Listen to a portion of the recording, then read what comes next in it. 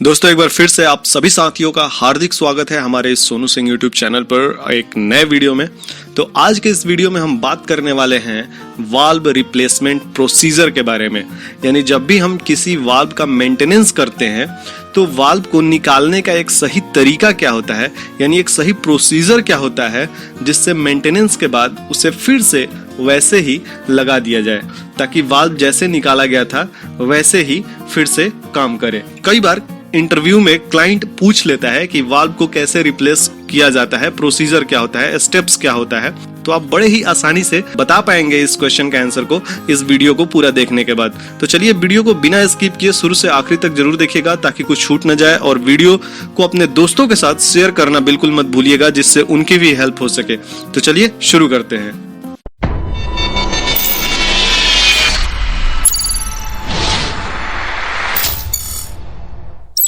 मुझे पता है कि आप सब में से बहुत सारे लोग मेरे सब्सक्राइबर हैं, तो आपने पहले की मेरी मेंटेनेंस की वीडियोस जरूर देखी होगी और आपको पता है कि मेंटेनेंस शुरू करने से पहले क्या अरेंजमेंट करना होता है। लेकिन जो लोग पहली बार मेरी वीडियोस देख रहे हैं तो उनको बताना बिल्कुल जरूरी है कि जब भी आप किसी इक्विपमेंट का मेंटेनेंस शुरू करते हैं तो कुछ चीजों का अरेंजमेंट आपको सबसे पहले कर लेना होता है। तो चलिए देखते हैं।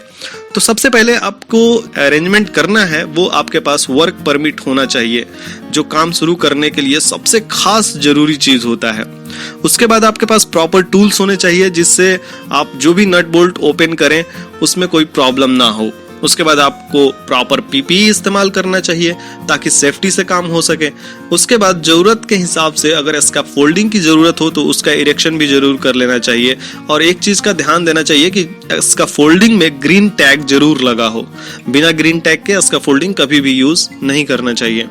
इसके अलावा इक्विपमेंट में अगर कोई फ्लूइड हो या फिर प्रेशर हो तो उसे भी आपको सबसे पहले ड्रेन कर लेना चाहिए, या फिर अगर रिलीज करने लायक प्रेशर है तो उसे रिलीज कर लें। और सबसे खास बात कि ब्लाइंड लिस्ट के आधार पर इनलेट और आउटलेट का ब्लाइंडिंग जरूर कर लेना चाहिए ताकि इक्विपमेंट का पॉजिटिव आइसोलेशन हो जाए, ताकि काम करते टाइम आपको कोई प्रॉब्लम ना हो। तो चलिए शुरू करते हैं कि इतना कुछ अरेंजमेंट करने के बाद किस तरीके से सबसे पहले आपको क्या करना चाहिए। तो first of all you have to mark the flanges of the valve with pipeline flange by paint marker. यानी सबसे पहले आपको पाइप का जो फ्लैंज होता है और जो वाल्व का फ्लैंज होता है दोनों में बराबर बराबर पेंट मार्कर से मार्क कर लेना चाहिए। इससे हमें क्या फायदा होगा कि जब भी हम वापस वाल्व को इंस्टॉल करेंगे तो हमें आसानी से पता चल जाएगा कि कौन सा फ्लैंज किस साइड का है, और इससे आप आसानी से पहचान जाएंगे। नहीं तो हो सकता है कि वाल्व के बॉक्स अप करते टाइम आपको कंफ्यूजन हो और गलत डायरेक्शन में वाल्व इंस्टॉल हो जाए। तो इससे बचने के लिए हमें सबसे पहले फ्लैंज, जो पाइप का फ्लैंज होता है और वाल्व का फ्लैंज होता है, दोनों पर पेंट मार्कर से मार्क करना बिल्कुल जरूरी होता है। दूसरी चीज हमें चेक करनी होती है कि check the direction of flow of the valve and note the direction of flow. यानी फ्लैंज पर मार्किंग के अलावा एक काम और करना होता है कि आपको पाइप पर भी फ्लो के वाल्व का डायरेक्शन मार्क करना होता है ताकि आपको पता चल सके कि वाल्व में किस डायरेक्शन में फ्लो हो रहा है। नहीं तो फिर से वही कंफ्यूजन होगा कि वाल्व इंस्टॉल करते टाइम आप गलत डायरेक्शन में वाल्व फिटिंग कर देंगे तो फिर सारा कुछ गड़बड़ हो जाएगा। Now check the valve tag number. If no tag, then fix a tag on the valve and also fix another same tag in the pipeline. यानी मार्किंग करने के बाद आपको वाल्व में टैग चेक करना होता है जिसमें वाल्व का स्पेसिफिकेशन वगैरह लिखा होता है कि ये कौन से यूनिट का है, कहाँ का वाल्व है, उसका साइज क्या है, ये सारा कुछ डिटेल उसमें लिखा होता है। अगर ये टैग वाल्व में नहीं लगा हो तो उसे जरूर लगा दें, और सेम टैग वही पाइपलाइन में भी लगा देना चाहिए, जिससे जब भी ये वाल्व मेंटेनेंस के लिए जाए वर्कशॉप में और वहां से जैसे ही मेंटेनेंस खत्म होने के बाद आए तो आपको पता चले कि ये किस यूनिट का वाल्व है। नहीं तो होता क्या है कि वहां पे बहुत सारे यूनिट के वाल्व ऑलरेडी मेंटेनेंस के लिए होते हैं, तो जब मेंटेनेंस हो जाएगा तो वहां से लाने में कंफ्यूजन होगा कि ये किस यूनिट का वाल्व है, हमें पता नहीं चल पाएगा। तो इसलिए ये इस टैग के आधार पर हम फिर से सेम वाल्व को वहां से उठा करके अपने यूनिट में ला सकते हैं, इसलिए ये टैग लगाना बिल्कुल जरूरी होता है। Next, if actuator is there then remove the actuator from the valve, यानी अगर वाल्व में एक्चुएटर लगा हो तो आपको एक्चुएटर निकाल लेना चाहिए। एक्चुएटर क्या होता है? एक प्रकार का पावर सोर्स है जिससे किसी भी वाल्व को ओपन या क्लोज किया जाता है। ये पावर सोर्स या तो इलेक्ट्रिकली ऑपरेटेड होता है या फिर न्यूमेटिक यानी कंप्रेस्ड एयर की सहायता से चलता है या फिर हाइड्रोलिक से ऑपरेट होते हैं। तो चलिए next, now remove the flange bolts and be careful during hammering otherwise injury occurs, यानी आपको फ्लैंज के सारे बोल्ट्स रिमूव कर लेने हैं एक्चुएटर निकालने के बाद। और जब भी आप ये वाल्व रिमूव करने के लिए नट बोल्ट ओपन कर रहे हैं तो उस समय जब आप हैमरिंग करते हैं तो ध्यान रहे कि हाथ में चोट वगैरह ना लग जाए, क्योंकि हो सकता है कि स्पैनर स्लिप भी करते हैं ड्यूरिंग वर्किंग। तो इसलिए आप थोड़ा सा सावधानी जरूर रखें जब भी आप काम करें, अपने हाथों को बचाए रखें। Now remove the valve. You can use a crane or either chain block to remove the valve if valve size is really big.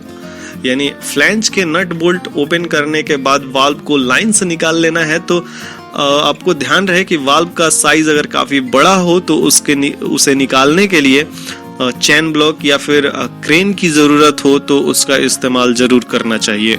Now keep the valve safely and cover the flanges, यानी valve को सुरक्षित तरीके से रखने के बाद flange को tarpaulin वगैरह से कवर कर देना चाहिए और हो सके तो वहाँ बैरिकेड भी लगा देना चाहिए।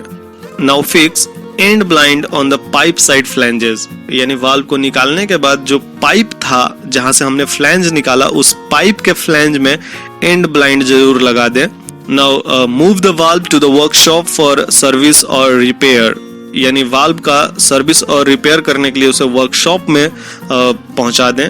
Now after service move the valve to the site, यानी वाल्व को सर्विसिंग के बाद उसे फिर से उसी जगह पर जिस यूनिट से आप ले गए थे उस यूनिट में ले जाएं और टैग में यूनिट नंबर जरूर देख लें ताकि कोई कंफ्यूजन ना हो, किसी दूसरे यूनिट का वाल्व आपके यूनिट में ना चला जाए। Now again for installation you have to remove the covers from the valve flange, यानी वाल्व के फ्लैंज में जो कवर लगा होता है उसे निकाल लें। उसके बाद check the valve tag with tag number on the pipeline, यानी उसके बाद जो वाल्व में टैग है उस टैग को उस पाइपलाइन से जरूर एक बार मैच कर लें कि वो सेम जगह का वाल्व हो ताकि कहीं दूसरे का वाल्व यानी सेम यूनिट का भी किसी दूसरे लाइन का वाल्व किसी दूसरे लाइन में ना लग जाए। उसके लिए यहाँ पे टैग एक बार जरूर चेक कर लें। और इसी सुविधा के लिए हमने शुरू में टैग लगाने के लिए कहा था आपको, जब आप वाल्व को निकाल रहे थे, वाल्व ओपन कर रहे थे तो उस समय हमने कहा था कि आपको टैग लगाना चाहिए, वो इसी के लिए कहा था। Now check the flow direction, यानी जो आपने